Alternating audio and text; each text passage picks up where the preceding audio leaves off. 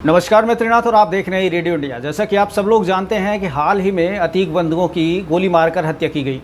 इस हत्या का परिणाम क्या होगा और इसका असर निकाय चुनाव पर क्या पड़ेगा, इसके बारे में थोड़ी सी चर्चा करना चाहते हैं। तो जैसा कि आप सब लोग जानते हैं कि निकाय चुनाव 2023 उत्तर प्रदेश में अलग अलग जगहों पर आयोजित किए जा रहे हैं और इन निकाय चुनाव में Bharatiya Janata party, Samajwadi party, Bahujan Samaj party के साथ साथ आम आदमी पार्टी ने भी चुनावी ताल ठोंका है। इसके अलावा सैकड़ों की तादाद में निर्दलीय प्रत्याशियों ने भी ताल ठोंका है। नगर निगम हो और नगर पालिका हो या अन्य तरह के निकाय चुनाव में प्रतिभाग करने वाले प्रत्याशी हों, वो तमाम लोगों के अपने कोई खास मुद्दे दिखाई नहीं दे रहे हैं। भारतीय जनता पार्टी के पास एक मुद्दा ये है कि वो इस बार आतंक राज का सफाया कर चुकी है। अतीक अहमद अशरफ हत्याकांड का जो असर है वो इस निकाय चुनाव पर बहुत प्रभावी ढंग से दिखाई दे रहा है। जिस तरह से प्रयागराज में इन दोनों बंधुओं की गोली मारकर हत्या की गई पुलिस कस्टडी में, उसको लेकर के अब चुनावी जो शंखनाद है उसको उसमें मिक्स करने की कोशिश की जा रही है, इसका लाभ लेने की कोशिश की जा रही है।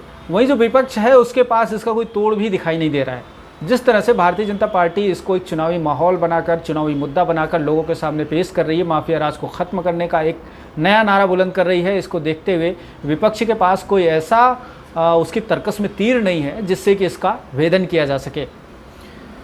नगर निकाय चुनाव की बात करें कि जो पार्षद के प्रत्याशी हैं वो, उनका जो वर्क है, उनकी जो क्राइटेरिया है वो एक विशेष क्षेत्र तक है, नगर निगम के विशेष क्षेत्रों तक। लेकिन वार्ड में खड़े हुए पार्षद, सभासद के जो प्रत्याशी हैं वो भी नरेंद्र मोदी और योगी के कामों को लेकर के जनता से बात कर रहे हैं। जरा सोचिए कि आम जनता जो नगर निगम क्षेत्र के एक विशेष वार्ड में है और उस वार्ड के विकास कार्यों से उसको मतलब है, उसको प्रदेश की जो राजनीति है उसके बारे में बताकर वोट लेने की कोशिश की जा रही है। तो आप ये समझ सकते हैं कि स्थानीय जो नेता हैं, स्थानीय पार्षद, जो स्थानीय सभासद हैं, जो प्रत्याशी हैं, वो अपने आप में कितने गूंगे हैं, कितने पंगु हैं और कितने लाचार हैं।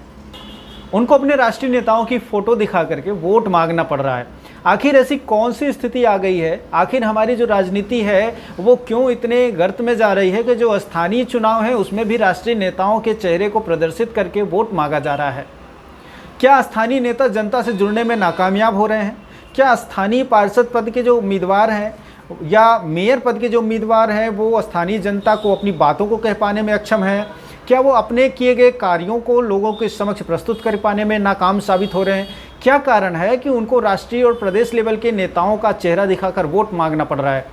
आखिर ये जनता, जो नगर निगम क्षेत्र के एक वार्ड में रहने वाली जनता है, उसको प्रदेश से बहुत ज़्यादा लेना देना नहीं होता। स्थानीय विकास कार्य क्या हुए हैं इसके बारे में कोई जिक्र नहीं कर रहा है और राष्ट्रीय और राजनीतिक रूप से जो प्रादेशिक लेवल की जो बातें हैं उनको लेकर के बात की जा रही है। चाहे वो फ्री ऑफ कास्ट राशन वितरण की बात हो, चाहे वो अतीक अशरफ हत्याकांड की बात हो, चाहे वो प्रदेश में किए गए अन्य किसी लॉ एंड ऑर्डर की बात हो, स्थानीय जो लोकल क्षेत्र है उसमें बहुत ज़्यादा इन चीज़ों का कोई बहुत ज़्यादा असर जो है वो दिखाई नहीं दे रहा। यही कारण है कि उसमें जो स्थानीय नेता हैं उनके पास अपना कुछ करने के लिए है नहीं और जो दूसरे नेता हैं उनका ही दिखा के उनको वोट मांगना है। और उनको ये पता है कि जो हमारे राष्ट्रीय नेता हैं, प्रादेशिक नेता हैं, प्रदेश स्तर के जो नेता हैं, मुख्यमंत्री हैं या हमारे जो कैबिनेट मिनिस्टर्स हैं, वो आएंगे हमारे क्षेत्र में या वो डिजिटल मीडिया के माध्यम से जनता को संबोधित कर देंगे और उनको अच्छी अच्छी बातें बता देंगे, नेशनल लेवल की, इंटरनेशनल लेवल की बातें बता देंगे और उससे जनता प्रभावित हो जाएगी।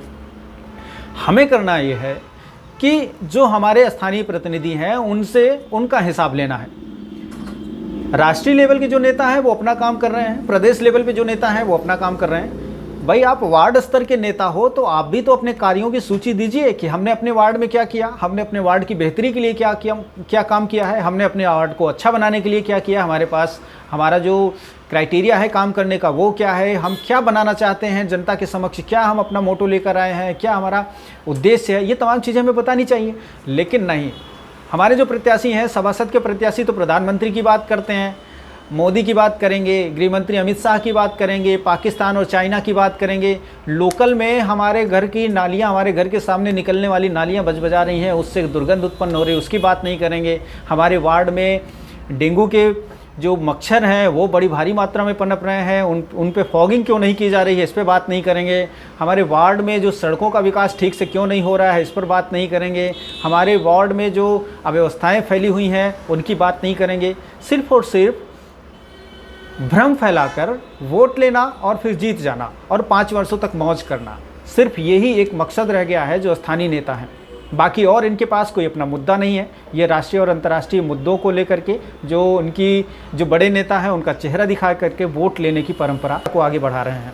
तो इस तरह की तमाम अपडेट्स के लिए रेडियो इंडिया को अगर आप यूट्यूब पर देख रहे हैं तो सब्सक्राइब कीजिए और फेसबुक पर देख रहे हैं तो फॉलो कीजिए। ई रेडियो इंडिया आपको एप्लीकेशन पर भी 20,000 सदस्यों का एक परिवार बन चुका है। अगर आपको एप्लीकेशन पर हमें देख रहे हैं तो फॉलो करना ना भूलें। इसके अलावा eradioindia.com की वेबसाइट पर जाएं और देश विदेश की अन्य खबरों